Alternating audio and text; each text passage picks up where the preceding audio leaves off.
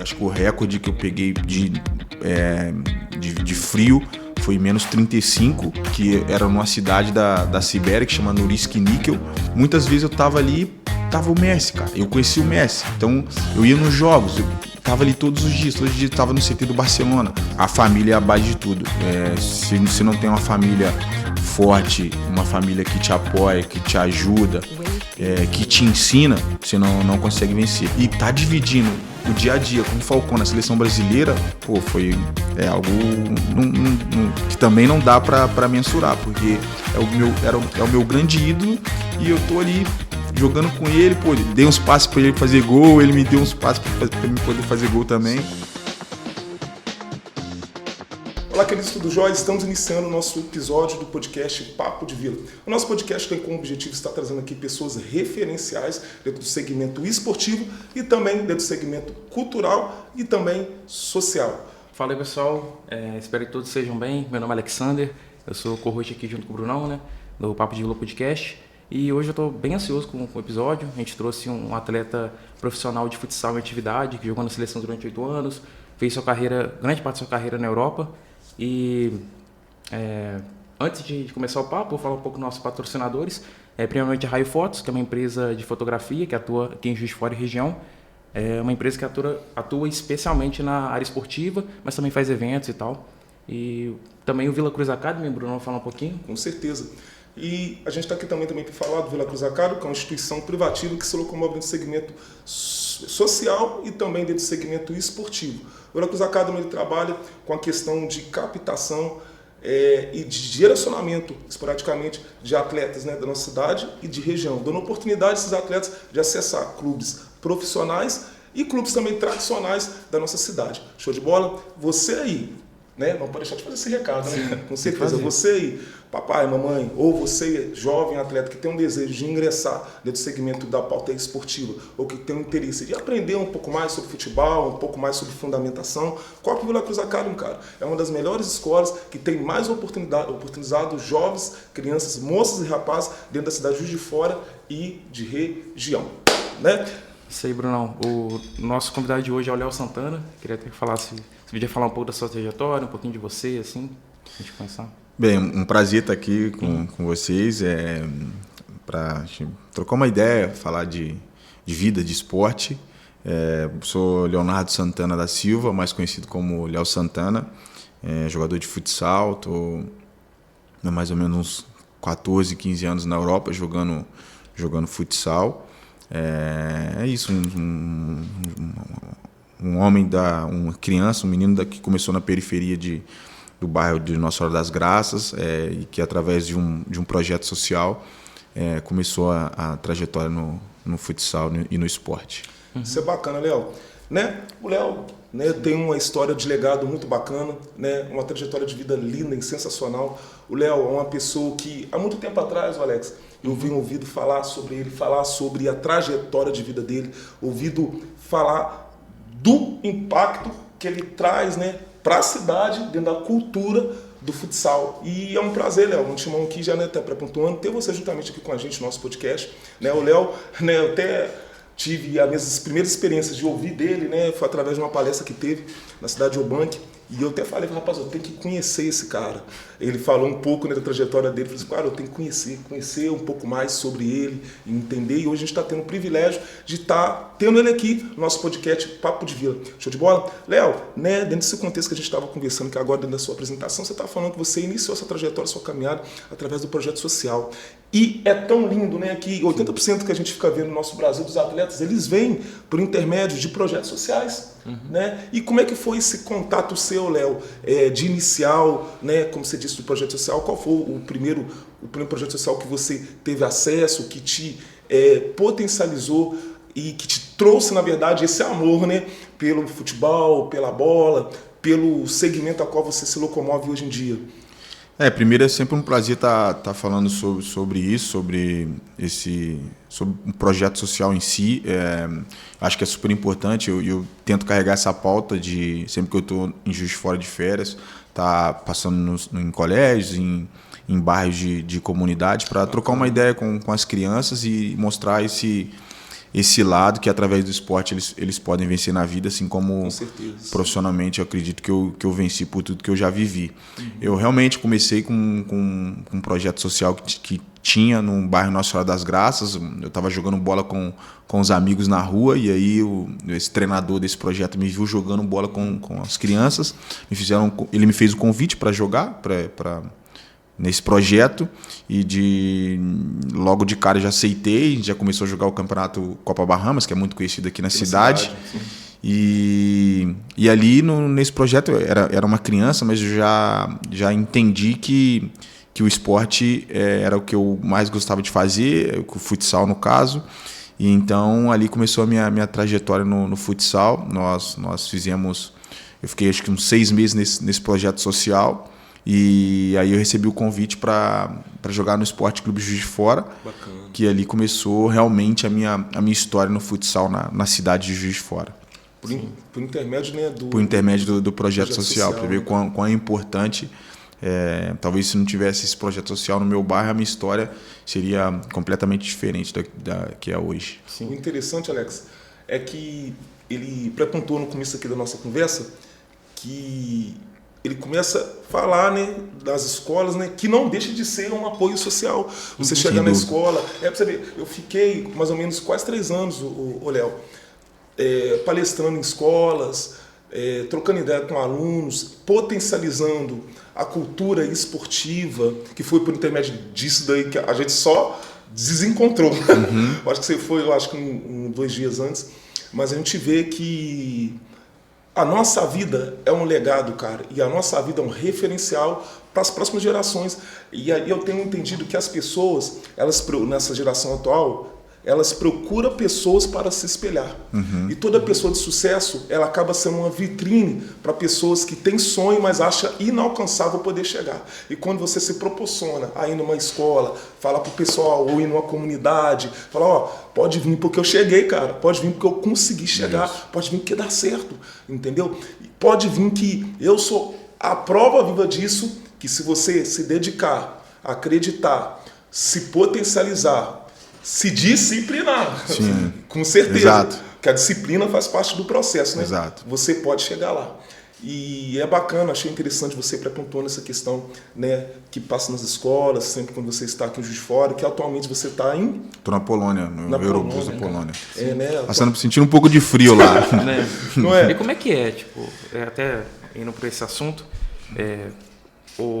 viver na Europa, assim, no frio, foi muito difícil você se adaptar? Como é que foi, assim? Cara, não, acho que não. Eu costumo falar com meus amigos, eu acredito, acho que depois de tudo que eu já passei por muitos lugares culturalmente distintos um do outro. Então eu costumo falar que eu acho que eu sou adaptável. Eu morei no Cazaquistão, que eu fui pro Cazaquistão com 20 anos, que era Foi no Kairat, né? No Kairat, exatamente. O Cazaquistão faz parte da antiga União Soviética, a antiga Rússia, né? E é totalmente diferente. Eu tinha 20 anos quando eu fui, era totalmente diferente do que eu estava acostumado. Que um menino de Juiz de Fora, que tinha ido para Uberlândia, e de repente está morando no Cazaquistão. O Cazaquistão realmente faz muito frio também. Logo no começo cheguei a pegar menos 20, menos 25 graus. Mas sinceramente eu acho que eu sou uma pessoa, eu acho que por tudo que eu já passei, os lugares também não foram lugares fáceis, mas eu acho que eu sou adaptável a isso, então eu nunca tive nenhum problema assim grande em relação a não aguento mais, vou ter que voltar, tanto que eu já estou há 14 anos na Europa. Então, 14 assim, anos? 14 anos. Eu acho que tem as suas coisas, acho que em tudo na vida, em todo lugar tem suas coisas boas, suas coisas ruins. Eu acho que é questão de colocar os seus objetivos na frente. Então, eu costumo dizer que, acho que, num geral, eu acho que eu acostumei com os lugares onde eu passei. Sim. A gente até conversou antes, você falou que você morou na Sibéria também, né? Isso, exatamente. Ali realmente eu senti o frio de verdade. Eu joguei na Rússia durante 3 anos e meio. Então, eu conheci quase todas as cidades da Rússia, de A a Z. Então, eu já cheguei a pegar, acho que o recorde que eu peguei de frio foi menos 35, que era numa cidade da Sibéria, que chama Norilsk Nickel. Então, ali realmente eu vi de verdade o que é frio, o que é neve, que é você tá num lugar totalmente ameno do que você está acostumado. Mas, sinceramente, também foi um lugar que eu vivi bem, que eu gostei de morar. Como eu falei, vivi 3 anos e meio na Sibéria, foi grandes recordos que eu tenho dali. É um dos lugares que eu vou levar para a minha vida inteira, tudo que eu vivi. Culturalmente, acho que me agregou muito para a minha vida. É até interessante, dentro do que ele está falando. Eu fico pensando, ele está manjando aqui, essa questão de adaptação, cara. Porque, como, por exemplo, você tem muita dificuldade de adaptar por ser um outro país, uma outra cultura, um outro local, entendeu? Tipo, você teve a dificuldade, por exemplo, Brasil, Polônia, né, cara? Então, tipo assim, aquela questão de adaptação, você teve dificuldade em relação a isso? Eu acho que não tive não, porque eu acho que a maior, de todos os lugares que eu fui, o grande empecilho para mim era a língua, a comunicação. Eu sou uma pessoa que eu gosto de me comunicar, gosto de entender, saber como é o processo de verdade. Então, todos os lugares que eu cheguei, a língua sempre foi a maior dificuldade que eu tive. Em relação à comida, nunca tive problema. Em relação à temperatura também não. Claro, tem as suas dificuldades do dia a dia, mas acho que nunca foi um grande empecilho morar nesses lugares diferentes do que eu estou acostumado. E como é que você fazia a comunicação? Primeiramente tradutor, né? Mas você chegou a aprender um pouco das línguas? Você Sim. Tipo, você foi da Cazaquistão? Do Cazaquistão fui para a Rússia, da Rússia depois para a Espanha. Então, eu no começo, sim, eu tive um pouco de dificuldade. Geralmente, nesses times tem tradutor, igual no Cazaquistão, quando eu fui a primeira vez, tinha um tradutor. O que foi legal ali no Kairat, do Cazaquistão, é que ali tem uma cultura de sempre ter muito brasileiro. Então, quando eu cheguei, de jogadores tinha 8 brasileiros e a comissão técnica era toda brasileira. Então, não tive tanta dificuldade assim. Mas eu aprendi russo, hoje eu sei falar russo. Inclusive, hoje eu voltei a utilizar o russo, porque na Polônia, nosso time tem muito ucraniano. Que a nossa cidade da Polônia ela é perto de uma cidade da Ucrânia. E ali tem muitos refugiados da guerra. Então, nosso time tem 5 ucranianos. Então, hoje eu voltei a praticar o russo. Eles até falam comigo, você está falando bem, continua falando bem. De estar conversando com eles e tal. Então, assim, eu aprendi, eu gosto disso, de estar num lugar, tentar aprender culturalmente as coisas do lugares e a língua, que é importante para o nosso dia a dia, né? Então, sim, eu aprendi a falar russo. Espanha também, a Espanha é o meu segundo país. Eu acredito que seja mais fácil, né? A Espanha é mais fácil, ali, né? E hoje eu tenho a nacionalidade espanhola também, então eu e minha família, então sei falar espanhol também, então sim, eu gosto disso, de ir atrás dessas coisas, então eu consegui aprender a falar russo e hoje eu consigo me comunicar em russo. Depois eu vou ensinar umas palavras para vocês. Pode mandar. Ô, Léo, qual foi, cara, o primeiro clube assim, do Brasil que te deu a oportunidade para você alavancar? Porque tudo tem um começo, né? Aquele clube que você fala assim, poxa, Brunão, é esse aqui que abriu as portas para mim, esse aqui que soprou o nome Léo Santana, esse aqui que me potencializou a chegar no meu objetivo maior. Qual foi esse clube assim, que te iniciou, que te ajudou a iniciar o seu trabalho, né, como atleta profissional? Então, é interessante essa pergunta. Eu poderia falar o Praia de Uberlândia, que foi... Dali eu fui para o Cazaquistão. Poderia falar o Praia. Mas eu acho que eu fui para o Praia através da ABB, daqui de Juiz de Fora, que teve uma lei de incentivo ao esporte, que deu oportunidade para os atletas da cidade a terem uma ajuda de custo e uma bolsa de estudos na época na faculdade. Então, eu acho que ali me ajudou eu vou viver disso, eu vou me dedicar ao futsal, porque através desse projeto eu acredito que eu vou ter oportunidade de ter outras oportunidades no futuro. Então, eu acho que o projeto que a BB teve foi super importante para mim entrar profissionalmente falando no futsal. Que era um projeto abraçado pelas leis de incentivo ao esporte. Exatamente, projeto de lei de incentivo ao esporte, que hoje a gente sabe que é muito importante para inúmeros projetos que existem no Brasil. Culturalmente, Léo, a gente fica observando, porque como você tem ciência, né, e como foi predito, eu trabalhei 4 anos e meio em projetos sociais. Né?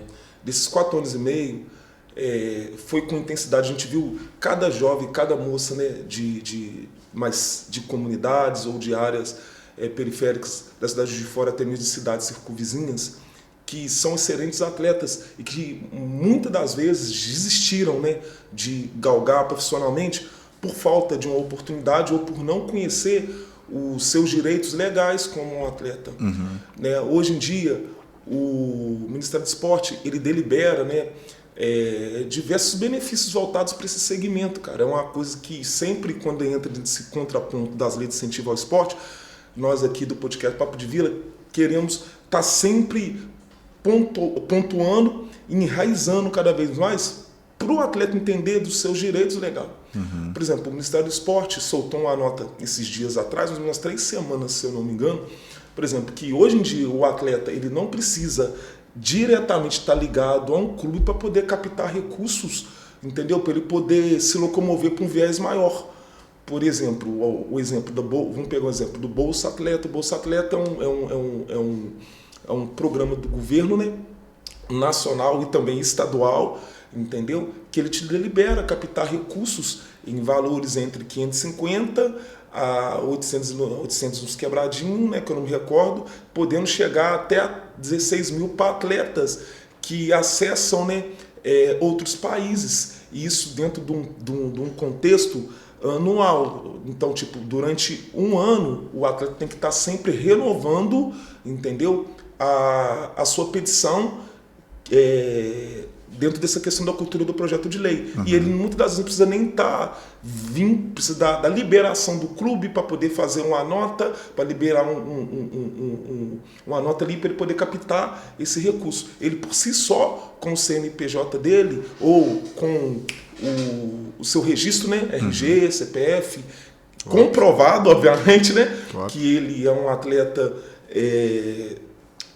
que acessa, né, campeonatos federados, essas questões, ele consegue esporadicamente acessar esses recursos. E o Papo de Vila, ele tem com esse objetivo aí, você atleta, te ajudar, cara, a entender dos seus direitos legais. Daqui uns dias também vai estar com a gente aqui, um advogado também falando mais sobre isso, para você entender. Às vezes você é atleta aí, ou que tem um sonho de se tornar um atleta, que luta para fazer um teste no clube, para fazer uma peneira, mas às vezes por situações financeiras você não consegue acessar, aí fica fazendo rifinha para poder acessar. Cara, você tem direito, cara, de muitos benefícios que você não sabe que você tem. Então o Papo de Vila está aqui, não é Alex, né? Está aqui a prova viva também do Léo, que foi potencializado, né, por um projeto social que entendeu através dos projetos de lei, e através desses projetos de lei conseguiu potencializar. O exemplo, um clássico aqui de fora é o JF Vôlei, cara. Sim. Exato. Olha só a potência do JF Vôlei está se tornando, cara. Não posso deixar de citar, né, que é um projeto lindo que eles fazem de fora também, de pareações em escolas, em comunidades, e através desse projeto de lei, entendeu? Eles ainda têm projeto de lei de incentivo? Cara, tem. Bacana, eles fazem um projeto bem acessível, muito top. Cara, eu acho que em todas as zonas de Juiz de Fora, Zona Sul, Zona Norte, só na Zona Norte ali, eu acho que se eu não me engano, eu acho que eles têm vários projetos inseridos dentro das escolas. Com categoria de base, né? De base. Então fica muito top para você tirar jovens atletas promissores. Porque o melhor foco para você achar jovens atletas promissores são nas comunidades e nas escolas. Porque esporadicamente jovens da comunidade vão para as escolas. E os projetos que eles geralmente abraçam, colocam o projeto de vôlei, é dentro de escolas de comunidade. Aí você vê como eles fizeram o negócio de JF Vôlei, esse baque aí, esse sucesso que eles fizeram, ganhando, avançando.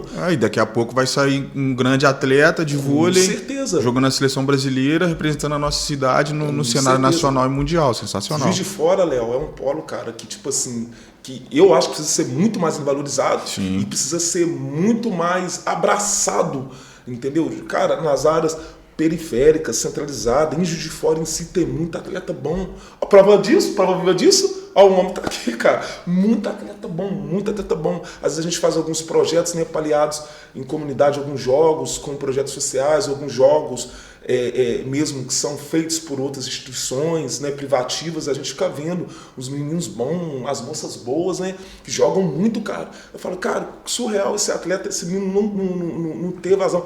Aí aí que até entra, né, o Vila Cruz Academy, eles fazem um projeto muito top relacionado a isso, que é captar jovens de inacessíveis e direcionar eles para clubes de expressão do Brasil, como Fluminense, Corinthians, entendeu? Botafogo, entendeu? Então você, torna a falar. Dá uma força pro pessoal do Vila Cruz Academy. Você que tem um sonho de se tornar um atleta, Vila Cruz Academy, cara. Beleza? Mas voltando aqui pro contexto, né? Léo. Então, cara, essa questão da lei de incentivo, como você falou, né, que começou através lá do pessoal da BB, que entendeu a lei de incentivo e através da lei de incentivo que você se enraizou lá, começou a fazer as atividades e te impulsionou, né? Exato. E isso daí teve esse peso, né, na sua vida. Então, literalmente, praticamente você começou através da BB. Através da BB, a BB foi o que me abriu as portas. Dali eu tive a oportunidade de jogar no Praia Clube de Uberlândia. O Praia, na época, jogava a Liga Nacional. E aí eu entrei no cenário nacional. Eu queria muito jogar a Liga Nacional. Então, eu cheguei no Praia em 2009, se não me engano. E logo nos primeiros meses eu queria muito... Meu sonho era jogar a Liga Nacional, depois que eu cheguei no Praia Clube, né? Campeonato Brasileiro de Futsal. Sim. E aí, logo no começo, eu já pensando, vou jogar a Liga e tal. Mas aí, logo no começo de projeto, eu já recebi a proposta para ir para fora do país, para jogar pelo Kairat do Cazaquistão. Num primeiro momento, eu meio que assustei, porque tinha 20 anos, não entendia muito bem. Cazaquistão, será que lá tem guerra e tal? Já fica... Né? Só que aí tinha um jogador no Praia que já tinha jogado no Kairat. E aí ele me explicou tudo, como era o clube, como era o projeto, como era a cidade, como era o país. E logo num primeiro momento eu já aceitei. E aí eu fui pro Kairat, pro Cazaquistão, e ali começou a minha trajetória no futsal na Europa. Sim. Na sua carreira, quais foram as suas maiores conquistas e suas maiores dificuldades? Assim, você falou que em relação à língua, em relação a estar no local não era tão difícil, né? Mas teve alguma outra dificuldade? Cara, assim, eu costumo dizer que eu tenho, acho que tem muitas coisas importantes que aconteceram na minha vida através do futsal. Eu acho que o mais importante que eu sempre falo para meus amigos foi ter conseguido dar uma casa para minha mãe. Isso para mim é o meu maior título, porque a gente vem de família humilde, a gente sempre morou de aluguel, e depois que eu entendi isso e eu vi a oportunidade, era meu grande objetivo. Então eu costumo dizer que esse foi o meu maior título, de poder dar uma casa para minha mãe. De títulos, acho que não tem como não mensurar que eu ganhei a Champions pelo Kairat, é o título mais importante no campo e no futsal, a gente sabe disso, para clubes. Então, ter ganhado a Champions de futsal, representando a nossa cidade, acho que é algo muito importante. E, claro, eu ganhei o título pela seleção brasileira, o Grand Prix, que foi no Brasil. Então, acho que esses títulos foram muito importantes para a minha vida, para a minha carreira, coisa que eu vou levar para a minha vida inteira, que nada pode apagar, né? Sim. E acho que é isso. As dificuldades do dia a dia, de você estar longe de casa, longe da família, longe das coisas que você está acostumado a fazer. Acho que faz parte na vida. Acho que, como volto a dizer, tudo tem o seu lado bom, o seu lado ruim. É um pouco de você se adaptar e colocar os seus objetivos na frente para poder vencer essas barreiras. Sim, você até falou da família. Você pode falar um pouco como é que foi a importância deles no início, durante a sua carreira? Cara, a família é fundamental. A gente está falando do... A gente sempre volta nesse assunto. Mas é importante porque a gente fala muito dos projetos, a gente fala muito das histórias, das conquistas, das coisas ruins, mas a família é a base de tudo. Se não tem uma família forte, uma família que te apoia, que te ajuda, que te ensina, você não consegue vencer. Eu costumo falar muito, a minha mãe foi a minha grande incentivadora, a minha pessoa que mais me apoiou desde o começo da carreira. Então, acho que se não fosse pela minha família, se não fosse por eles, acho que eu não conseguiria vencer, não conseguiria conquistar o que eu conquistei hoje. Ontem fez 8 anos que eu sou casado. E aí já é uma outra parte da minha família que é super importante, que é a minha esposa. Hoje tem 2 filhos. Também, se não fosse por ela, a gente não teria ficado tanto tempo junto. Ela foi, na época, na Rússia comigo. Então, acho que talvez se eu não tivesse conhecido uma pessoa tão legal, uma pessoa tão importante que me apoiasse, porque também é importante o extra-quadra, né? Que a gente faz no extra-quadra, que é super importante para você estar bem pro trabalho. Então, talvez se eu não tivesse uma esposa tão importante, que cuidasse tão bem dos meus, não teria conquistado o que eu conquistei. Então, realmente, família é super importante para nossa vida. Né, rapaz? Família... É para tudo, né? Para tudo. Para tudo é base para tudo. Você estava falando no meio da nossa conversa, Léo, que você representou alguns clubes, né? Mas só que você apresentou um especial, a nossa Amarelinha, né? Qual que foi a sensação de representar, cara, a seleção brasileira? Tipo assim, para um atleta, você representar a seleção brasileira, um atleta profissional representar a seleção brasileira, cara, é como se fosse um ápice. Exatamente. Né? Porque é o sonho, eu acho que quase todo atleta, né, profissional, chegar lá em cima. Qual que foi a sensação, cara, assim, de, poxa, cara, eu tô com a amarelinha no peito, eu tô aqui representando a minha nação. Porque quando você coloca a amarelinha no peito, cara, você literalmente zerou o game. Porque nacionalmente tem vários outros atletas. E para você conseguir chegar lá representando o Brasil, cara, representando a nossa nação, você não é qualquer um. Entendeu? Ainda mais seleção brasileira, que sempre é um celeiro de craque. Certeza, rapaz. Ainda mais Brasil, né? Sim. Entendeu? Então, tipo, qual que foi... Primeiro, como é que foi essa experiência? Como é que surgiu essa oportunidade de você poder estar acessando e estar representando o nosso Brasil na seleção brasileira por intermédio aí do futsal? Cara, sem dúvida, assim, não, hoje eu vejo assim, hoje não, né? Mas não dá para normalizar, não é uma coisa normal você colocar a camisa da seleção brasileira, não é algo único, é algo único. Pô, eu sou o único atleta de futsal de Juiz de Fora que jogou pela seleção brasileira. Eu joguei por 8 anos, não é uma coisa normal. Realmente, 8 anos. Realmente é algo indescritível.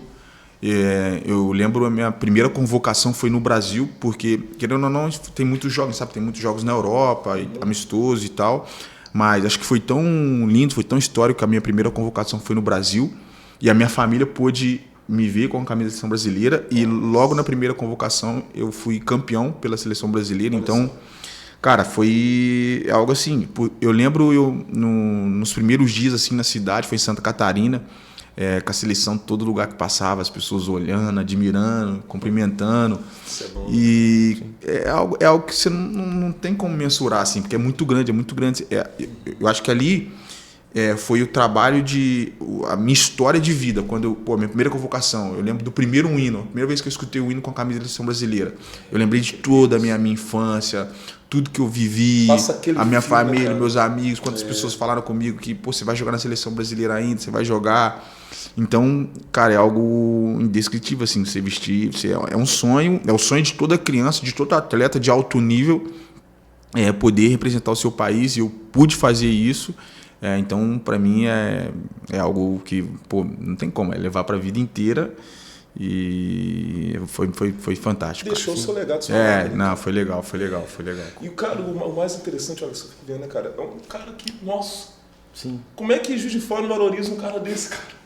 Não, assim, de coração, assim, eu tô de coração mesmo. Eu sou um cara, uma pessoa que eu aprendi, né, no meio da minha trajetória de vida, dá honra quem tem honra, dá honra quem tem história, quem tem legado. O mal de muitas pessoas que não sabem reconhecer, cara, o patrimônio que tem, as pessoas que fazem por ele, né? E o objetivo desse podcast é até isso também, cara. Dar voz a pessoas que têm histórias mesmo, que têm bagagem, que têm legado, que têm representatividade, né, Alex? Sim. Poxa, olha só, o cara olhando, voltando no contexto, né, da conversa, uma pessoa que veio de um projeto social, recebeu uma oportunidade, abraçou, agarrou a oportunidade com unhas e dentes, chegou no topo representando, cara, a nação brasileira, entendeu? Por quase 8 anos consecutivos. Sim. Você tá entendendo? Olha só, vestindo a amarelinha, e é um patrimônio histórico da nossa cidade, cara. Entendeu? Então, tipo, eu acho assim, do meu ponto de vista, tem que valorizar mais o seu legado, mais a sua história. Para nós aqui do Papo de Vila, você é um referencial, né? A gente tem total admiração do seu trabalho, não só você, como outras pessoas que também desempenham um trabalho extraordinário, que vão estar aqui juntamente com a gente aqui no Papo de Vila. Claro. E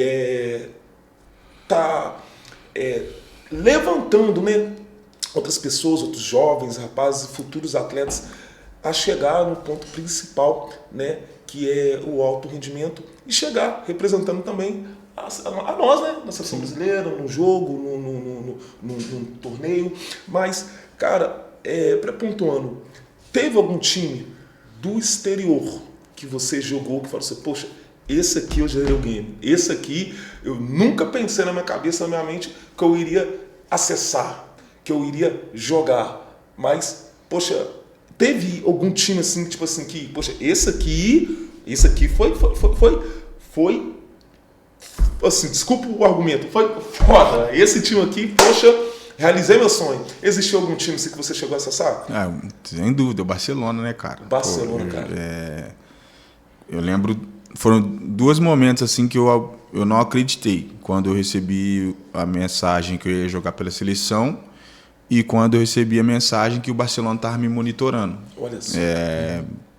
Realmente, jogar no Barcelona, você zera o game.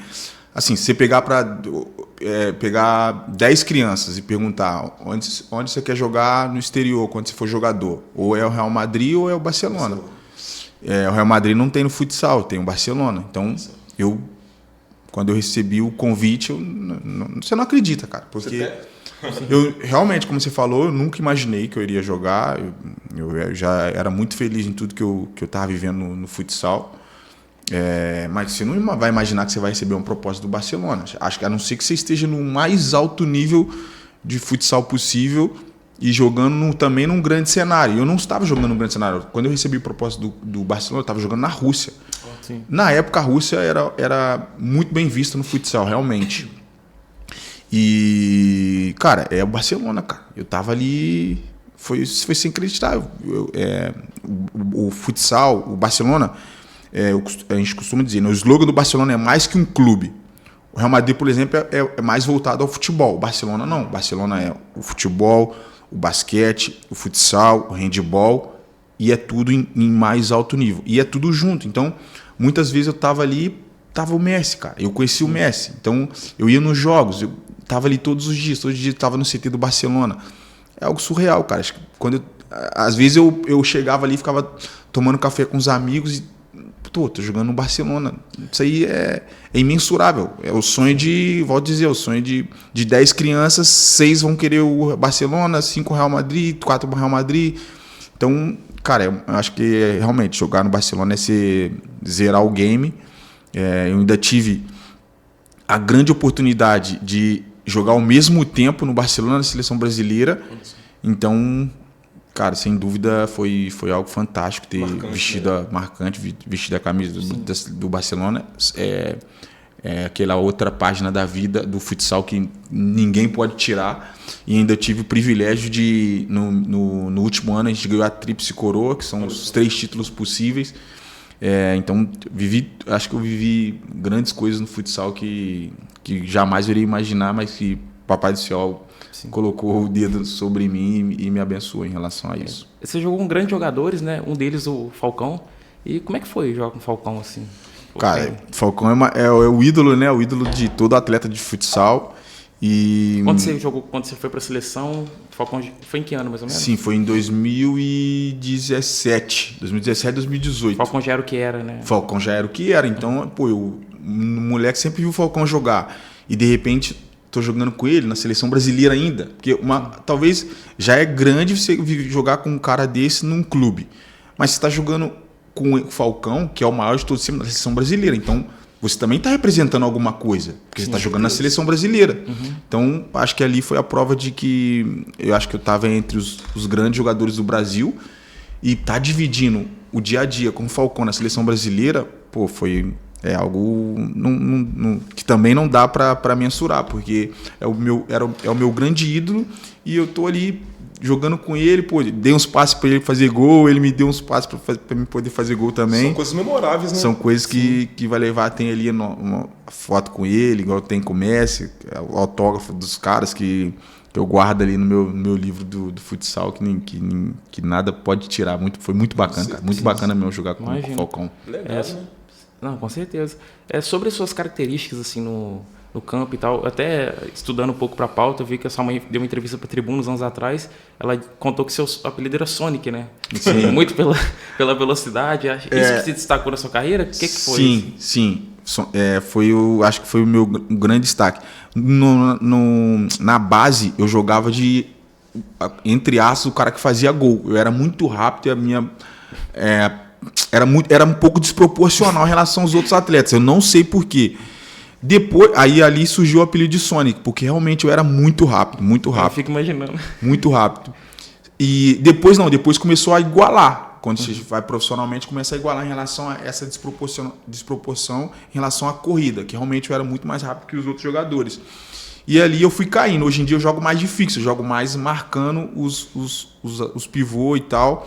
Só que eu acho que eu atribuo a minha característica, acho que o que me levou, aonde me levou, foi a minha velocidade, a minha explosão. Eu sempre tive isso como uma potência que me fazia diferente, acho que ainda faz. Hoje eu tenho 37 anos, mas eu acho que eu ainda consigo me destacar. E, esse ano que passou eu tive o número de 33 jogos, 30 gols, mesmo jogando atrás, né? Então, jogando com os meninos mais novos, que hoje em dia chega voando.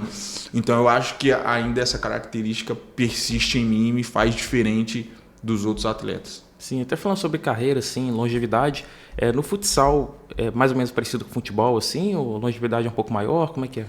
Eu acho que o futsal, o esporte como um todo, evoluiu muito em relação à idade. Acho que a gente tem inúmeros atletas que hoje com 40 anos a gente tem o exemplo do Cristiano Ronaldo performando muito bem em alto nível. O Fábio aqui no Brasil. O Fábio, também. exatamente. 43, né? Eu acho. Exatamente. Então, eu acho que evoluiu muito em relação a isso, a vida útil do atleta. O futsal acho que é um pouco mais. Eu vejo muitos atletas com 40 anos performando. A gente tem o exemplo do Léo Aleixo, que é um atleta de Juiz de Fora também, que fez sua carreira toda na Bélgica. Ele está com mais ou menos acredito, com 42, 43 anos. Também está performando muito bem na Europa. A ideia é essa, tentar ficar um pouco mais ali. Mas, o máximo possível. Né? Vou tentar o máximo possível. Até o pessoal falar, não dá mais, a gente não está te aguentando mais. Mas a minha ideia é tentar mais uns 3, 4 anos aí jogando em alto nível. Isso. E, cara, existe, Léo, alguma situação no meio desse procedimento da sua carreira, da sua caminhada, que já te frustrou? Tipo, por exemplo, esses tempos a gente tava até com o Pablo, né? Sim. O Pablo, ele tá falando, pô, não, eu tava indo até bem tudo, mas tenho muita vontade, mas eu cheguei a lesionar, cara. Ele eu acho que até para poder voltar, tudo. Mas já chegou a acontecer situação parecida com isso, tipo assim, que te chegou a desmotivar, no meio, porque, infelizmente, a gente passa por crises, né, no meio do nosso processo. Já houve situações pareadas a isso, de você, poxa, nossa, essa situação me pegou. Porque, às vezes, o que você passou, às vezes, pode ser, às vezes, uma válvula de escape para outras pessoas que praticamente pode estar passando, outros atletas não pode estar passando ou vai passar pela mesma situação. Perfeito, né? perfeito. Já ocorreu algo assim do tipo? Perfeito, não, muito boa colocação, porque a gente está falando de tantas coisas aqui, mas nem tudo são flores, né? Tem muitas coisas bastante difíceis que se a pessoa não tiver uma cabeça boa, ela pode voltar ter coisas muito ruins na vida dela, até desistir de tudo. Inúmeras situações ruins e difíceis. Acho que coloco duas assim, que me marcou muito. Uma foi quando eu já quebrei a fíbula da perna. Fiquei praticamente 1 ano sem jogar. E justo no dia que eu quebrei a fíbula, a minha mãe chegou. Estava na Espanha, minha mãe chegou no outro dia. Então, quando ela chegou, a primeira vez, minha mãe sempre me viu jogando, acho que foi a primeira vez que eu machuquei sério, e a minha mãe sempre me viu jogando, me viu ativo, e quando a minha mãe chegou na Espanha, ela me viu na cama, literalmente na cama, com a perna quebrada. Então, ali, e ela não me falou nada, mas eu senti nos olhos dela o quanto ela sofreu, né? Então, acho que esse tempo que eu fiquei ali, que a minha mãe ficou ali, foi bem difícil, assim, eu fiquei bem triste com tudo que eu vivi. Beleza. E uma outra também tem inúmeras, né? Mas uma outra que foi muito difícil para mim, eu fiquei 1 ano, entre aspas, afastado num clube da Espanha. Que eles entenderam que eu não estava apto a jogar. E só que eu tinha contrato com o clube e eles meio que queriam forçar para mim pedir para sair. Sim. Só que como eu sabia dos meus direitos, eu falei, não vou. É até interessante o atleta também saber. Também, sim. Né, hoje em dia, exatamente, você falou em relação ao advogado que vai vir, que também é importante. Hoje em dia é super importante o atleta saber dos seus direitos e correr atrás dos seus direitos. Se resguardar, porque hoje em dia a gente sabe que existem pessoas boas, mas também existem pessoas ruins ou maliciosas querendo ganhar em outras áreas. Então, hoje em dia, essa pauta é importante, é super importante. O atleta ou a pessoa que quer ir além no esporte, ela se resguardar em relação a isso. Conhecer um pouco, acho que a gente tem muitas informações hoje para poder conhecer. Então, realmente, eles queriam me prejudicar. Só que eu já entendi um pouco, sabia dos meus direitos, só que eu fiquei um ano praticamente sem jogar. Eles me afastaram e eu tive que suportar o processo, que foi muito duro. Que você imagina, todo dia ali você sabia que você tem condições de trabalhar, a pessoa não te deixar trabalhar. Todo dia se tentar e a pessoa não... Complicado. É muito difícil. Acho que foi uma situação... Mais daquilo que você mais ama fazer. Mais do que você mais ama fazer. Você saiu lá do seu país para ir lá para outro continente. E eu acho que foi... Os jogadores, os atletas sempre me perguntavam, sabiam que era errado o que estava acontecendo, mas também não podiam fazer nada. Sim, foi um ano inteiro assim, bem duro, que eu tive que ser bem forte. Aí entra também a família, que é super importante, porque às vezes você não tem uma família que te apoia, aí fica todo mundo para baixo, e aí você pode fazer alguma coisa que pode te prejudicar. Então, esse ponto também foi muito difícil, assim, tudo que eu passei durante um ano ali. A gente sabe que, assim, até o Bruno perguntou sobre dificuldades, me vem na cabeça racismo, né? A gente sabe que no Brasil é muito presente, muitas vezes de forma velada, e a gente vê casos na Europa, na Rússia, na Ucrânia, de um racismo até mais agressivo. Você chegou a sofrer lá algum caso, assim, que vem à mente? Sim, cara, foi um lugar que eu mais... A Espanha foi o lugar onde eu mais vivi na Europa, né? Eu não imaginava, né? Fiquei 6 anos na Espanha. A Espanha foi o lugar onde eu mais senti. Na Rússia, sim, na Rússia era muito diferente, né? Porque na Rússia as pessoas já me olhavam diferente, pelo fato da minha cor, é um país de muito mais brancos, né? Só brancos, na verdade. Então, mas só que na Rússia, você já via aquele que ele já te olhava diferente, eu acho que era mais por isso, pelo fato da cor. Poucas vezes eu ouvi alguma coisa assim em relação a racismo, mas na Espanha não. Na Espanha eu senti mais.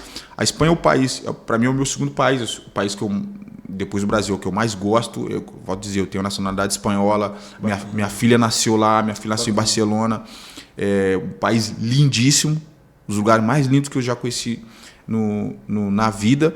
Só que tem esse problema. A gente viu o que aconteceu com o Vinícius Júnior. O Vinícius Júnior foi aberto, é aberto. No estádio eles cantam aquilo, passam na televisão. A Espanha tem esse problema. É um problema que a Espanha tem. Do racismo, do preconceito. O que eu vejo da Espanha, eles têm por eles que eles são os melhores em todas as áreas. E aí eles meio que não aceitam um estrangeiro chegar e vencer e conquistar. Se destacar, né? Então eu senti no dia, mais não foi nem tanto no esporte, foi mais no dia a dia. Como eu vivi muita coisa na Espanha, então eu via aquele ali que tinha um preconceito, não só racial, mas de outros povos. Lá na Espanha tem muito marroquino e eles têm preconceito com eles também. Então a minha esposa já sofreu em shopping, de pessoa tratar mal. Então na Espanha foi o lugar onde eu mais senti isso. Mas eu particularmente costumo debater o racismo com demonstrar para a pessoa. Quando eu sinto que a pessoa foi preconceituosa comigo, eu não sou de brigar, de alarmar. Eu tento demonstrar para a pessoa que a pessoa está errada. Eu demonstro para a pessoa que a pessoa está errada. Às vezes você vai numa loja que a pessoa não te atende, porque às vezes entende que você não está com uma vestimenta própria para aquilo, ou que não vai comprar. Eu tento demonstrar para ela que ela está errada, que tem condições sim, que ela não deveria fazer isso pelo fato de não enxergar o além. Então eu sempre tento demonstrar assim. Eu debato o preconceito assim, demonstrando para a pessoa que a pessoa está errada, para fazer ela pensar que ela está errada e que ela não deveria fazer isso mais. O que você está falando, Léo, isso não é só é uma coisa que assim, não é uma coisa somente que acontece fora. Uma coisa que a gente ficou observando muito, eu estou inserido nesse meio do setor futebolístico e esportivo, na verdade, há 11 anos. De uns tempo para cá, a gente começou a acessar alguns campeonatos de um pouco mais de expressão, de cunho tanto regional e nacional. A gente começa a ver essa questão da discrepância, né, de algumas pessoas, né, no período de jogo, ou até mesmo vindo de torcidas, com palavras de baixo escalão, às vezes com um atleta que está em atividade. E o que mais chateia a gente e deixa a gente um pouco mais assustado, cara, é que as pessoas não sabem ter empatia pelas outras, não sabem distinguir que aquilo ali é um esporte. As pessoas levam tudo a ferro e fogo. E dali não se importa com as palavras deliberadas, aquela palavra, a palavra tem um poder, cara, de ferir, cara. Então delibera aquelas palavras pesadas que acaba até ferindo aquelas pessoas que estão ali em atividade. Então, tipo, hoje em dia, até mesmo no Brasil mesmo, a gente vê alguns jogos, por exemplo, já teve situações eu com a minha equipe de ouvir pessoas do lado de fora, ou até mesmo atletas do lado de dentro, entendeu? Por a gente oportunizar muitos atletas de áreas de comunidade com palavras preconceituosas dentro da cultura social a qual aquele atleta veio. E o Papo de Vila também está aqui para bater de frente com isso, porque os direitos têm que ser para todos, todo mundo é igual, cara. Não existe o melhor, o pior, o branco, o preto, o amarelo. Cara, todo mundo igual. O respeito ele tem que ser simultâneo para todos. E isso aí tem afetado grandemente na área do setor esportivo. Isso não só dentro do futebol, como no vôlei, do comum todo. Então, eu acho que as pessoas elas têm que ter um pouco de empatia, um pouco de domínio próprio e um pouco também de sabedoria e de entender que a palavra que às vezes sai, ela derruba muito mais do que um tapa na cara, cara. Então, às vezes, tem palavras que saem, cara, que são duras e que machucam mais do que, às vezes, de um ato ali, né? Então, infelizmente, é uma questão que a gente não concorda, né? Em questão de racismo, que palavras que acabam, a pessoa fala e aquela palavra acaba indo para tom de agressão, porque a outra pessoa não teve diligência e nem sabedoria e não soube se controlar dentro daquela situação. Que não é fácil, né? Que não é fácil, né? Mas são situações assim que temos que bater contra, assim, e tem até uma atleta nossa lá que até fala, ela trazendo para o lado feminino, a Maria Eduarda fala, quando isso ocorre, ela fala assim, gente, a Maria Eduarda é a capitã lá da categoria sub-17 do feminino lá na instituição a qual a gente se locomove. Ela até fala, quando acontecer situações assim, não debate, não briga, mostra que nós somos maiores através do futebol. Joga o seu futebol com intensidade. Perfeito. Joga sua bola com intensidade. Mostra o oposto com intensidade através do seu futebol. Se você não está legal esse ano, melhora essa linha. Ano que vem, mostra com uma intensidade. Aí por isso que ela é a mentalidade. Mas diferente. cara, diferente, claro. Entendeu? E é isso, mostrar como o futebol, o Vinícius Júnior, né, como você, entendeu? Ele também até disse algo pareado a isso, né? Quando ele começou a sofrer racismo na situação lá, ele falou, quanto mais eles falam, mais eu vou mostrar dentro de campo. Perfeito. E é isso que os atletas também têm que pensar. Perfeito. E começar a se locomover dentro disso. Né? E um outro detalhe também, você acha, Léo, que dentro do setor, que a gente vê a questão do futebol de campo e o futsal, certo? Você acha que tem uma discrepância financeira, né? Uma diferença muito grande entre o salário de um jogador, de um atleta de futsal, de futebol de campo? Você acha que o futsal ele não é, ele é muito valorizado igual ao futebol de campo, ou não? Você acha que tem que ter um pouco mais de melhoras? Acha que não tem que ter? Acha que está legal do jeito que está? Acha que tem que melhorar mais, ser valorizado mais dentro do cenário da pauta esportiva? Qual que é a sua posição em relação a isso?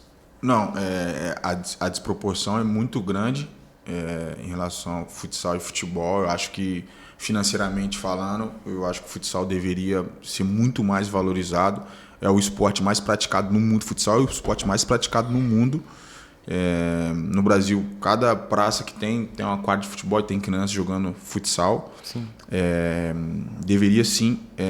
No Brasil existem inúmeras ligas Hoje em dia a gente tem Liga Nacional de Futsal, Campeonato Brasileiro de Futsal, Copa do Brasil, inúmeros estaduais, os campeonatos estaduais no Rio Grande do Sul, Santa Catarina, Paraná. Existem 3 ligas. É incrível o que o futsal proporciona para os atletas no Brasil. Então, deveria ser muito mais valorizado financeiramente. Não é tão valorizado em relação ao campo, nem se compara. Deixa a desejar em relação ao basquete, no Brasil falando, em relação ao basquete, em relação ao handebol, em relação ao vôlei. Deveria sim, eu sinceramente não consigo entender porque não é tão valorizado assim, mas eu acredito que hoje em dia tem mudado um pouco, porque as equipes de futebol no Brasil estão abraçando a causa. Existem hoje o projeto do Cruzeiro, o projeto do Vasco, Corinthians. Então, tem crescido. Tem crescido. Então, eu acho que a partir do momento que esses clubes de futebol de camisa abraçar essa causa, eu acho que vai crescer cada vez mais, e é isso que eu espero. Acho que eu não vou conseguir aproveitar, que já tô... Não vai ser, pô. Tô... Vai correr até os 45. É isso aí. 37, né? Não, dá, até os 45 dá. Mas realmente, cara, acho que a desproporção é muito grande. Eu não deveria ser assim, não sei qual é o motivo principal, mas realmente é uma desproporção grande. Você acha que tem a ver com as Olimpíadas, no caso? O futsal não ser um esporte olímpico? Então, muita gente fala que esse fato ajuda muito. Não sei se entraria mais recurso, no caso, se for olímpico. É uma pauta que toda pré-Olimpíada e na Olimpíada esse assunto vem muito à tona, porque todos os atletas de futsal de grande nome na época de Olimpíada começam a fazer campanha, tentando entender o motivo, por que não. Eu acredito que pode ser sim um dos motivos de não ser valorizado o fato de não ser um esporte olímpico. Cara, é uma coisa. Ele tá falando, tá até lembrando Olimpíadas passadas. É surreal não ser. Você está falando desse contraponto. Sim. É verdade, eu até vi algo referente a isso mesmo, a manifestação do pessoal que se locomove pelo futsal. Pô, eles colocaram, obviamente, a gente respeita todos os gêneros, toda a cultura, mas, cara, colocaram como o hip hop, né? Sim. Esse ano. A dança, né? Cara, exatamente. por que não colocou existe? Não tem lógica. A gente não está dizendo que é errado colocar. Que é errado. Sim, com certeza o futsal também entraria. Não é, mas você coloca uma dança, porque você não pode colocar o que é mundialmente, tá entendendo? Não tem lógica, entendeu? Então, sinceramente, tipo assim, não tem lógica no teu futsal. Entendeu? Uma coisa assim que tem que bater de frente mesmo assim e conseguir os direitos para poder futuramente colher. E você vai. Vou, tá lá. Você vai, entendeu? 35 Não dá pra ficar não é muito caldo pela frente. E Léo, você falou que você pensa em jogar até mais um tempo, né?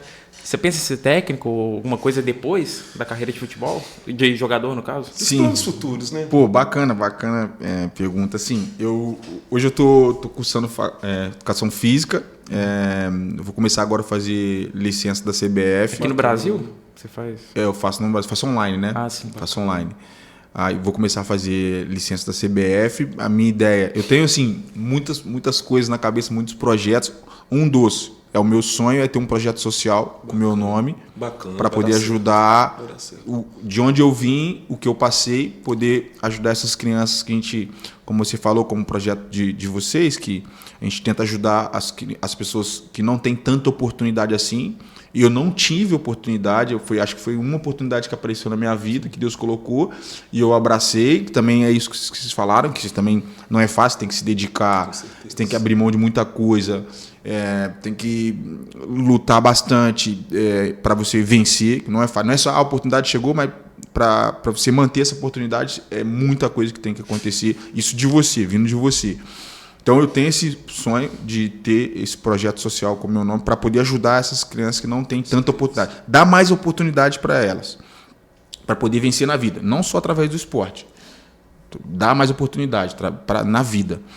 Tem esse desejo e, paralelo a isso, poder ser um treinador, poder ter uma escolinha para ensinar tudo que eu passei. Acho que em relação ao futsal, acho que eu aprendi muita coisa que eu acredito que eu possa ajudar muitas crianças a vencer na vida através do do esporte. Então, um pouco isso. Eu tenho esse desejo, sim, de ser treinador, de ter escolinha, de ter esse projeto social, de trabalhar na área, trabalhar no esporte.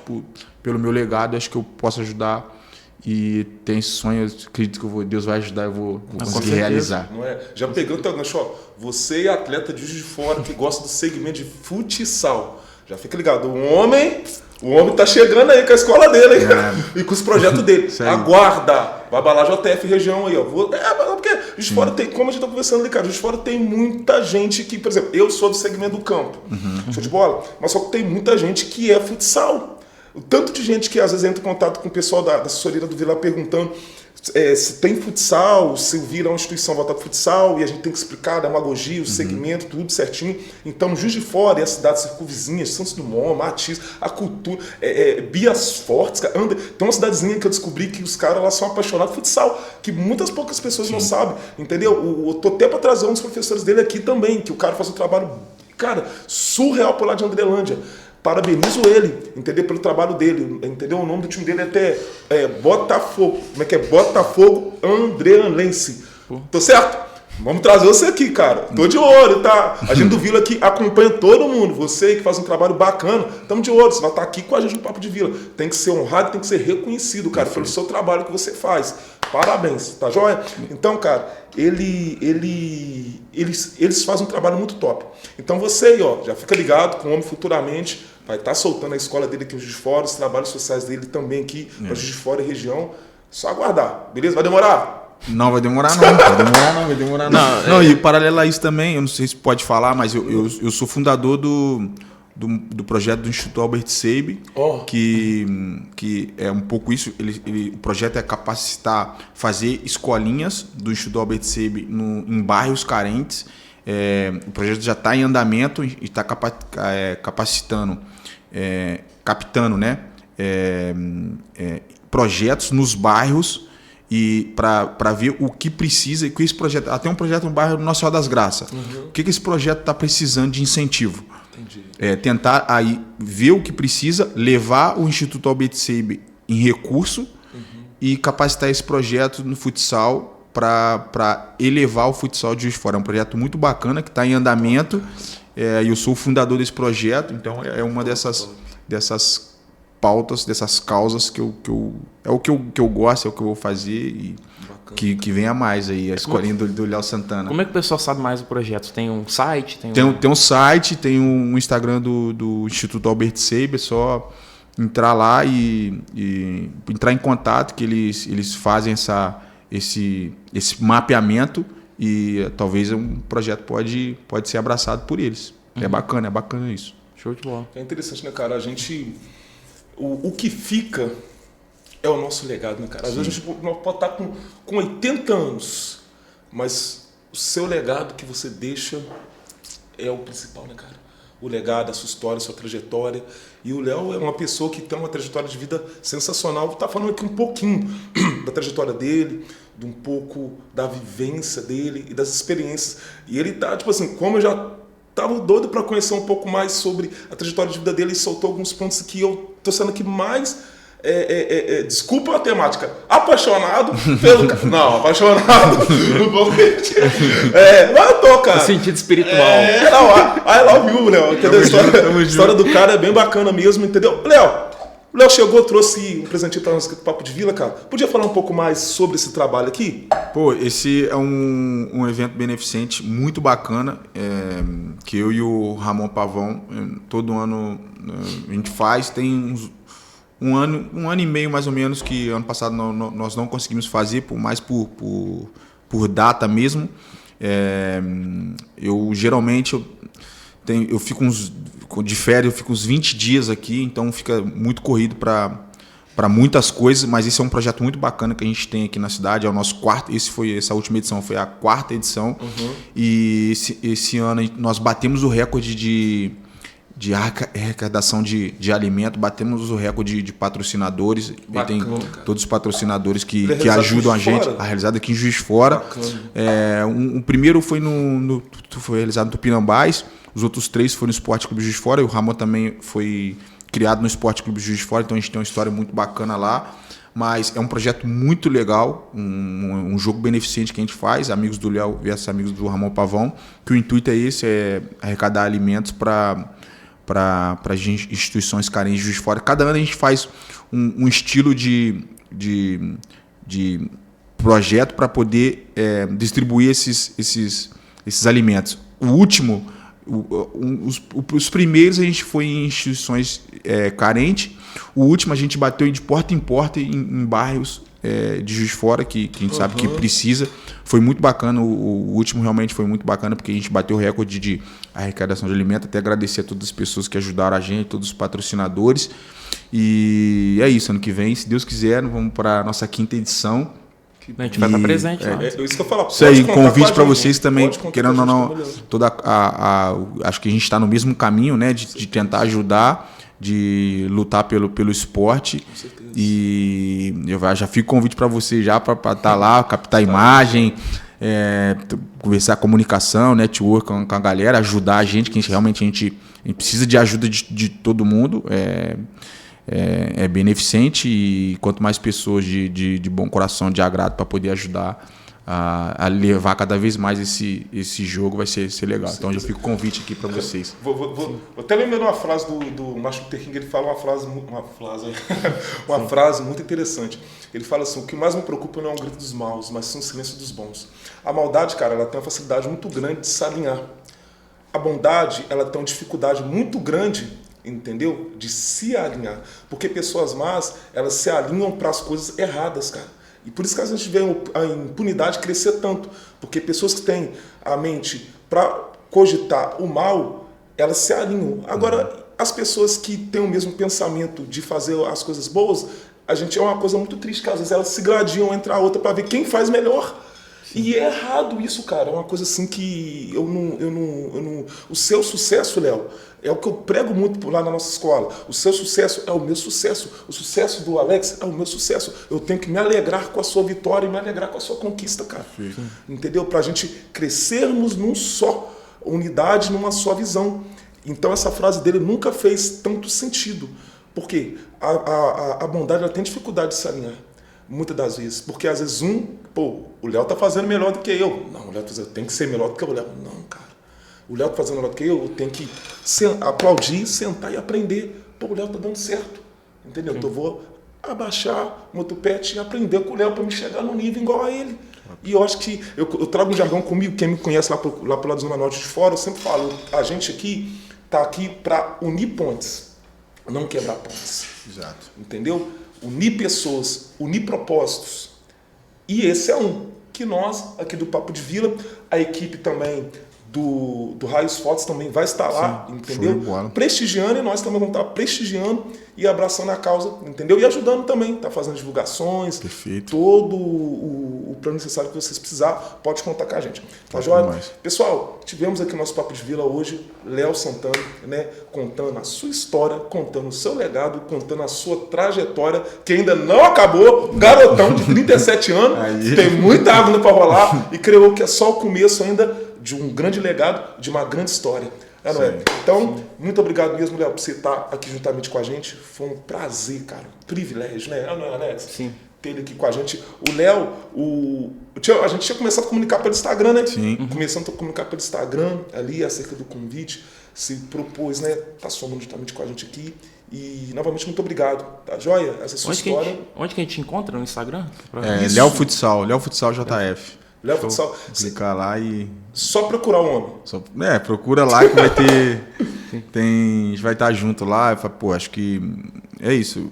Que eu puder fazer para ajudar, aproveitar também, mandar um abraço a todos os atletas que fazem parte do Vila Academy. Desejar muita sorte para todos eles. Dizer que para acreditar no sonho, porque é isso, o que move os atletas são os sonhos. Então acho que quanto mais cada um deles lá que estão lá, todas as categorias, acreditar nos próprios sonhos, eles vão conseguir vencer na vida. E vou estar torcendo por eles e é isso, desejar sorte para todos eles. Foi um prazer estar aqui com vocês também. Pra gente também. Vamos estar junto aí, se Deus quiser. Né? Pessoal, tamo junto. nossas redes sociais, Papo de Vila Podcast no Instagram e no YouTube, podcast Papo de Vila. É Vila com 2 L's, né? Vocês vão lembrar isso. Não deixa de seguir a gente não. Então, pessoal, um beijo no coração, tamo junto aí. Até o próximo episódio. Valeu.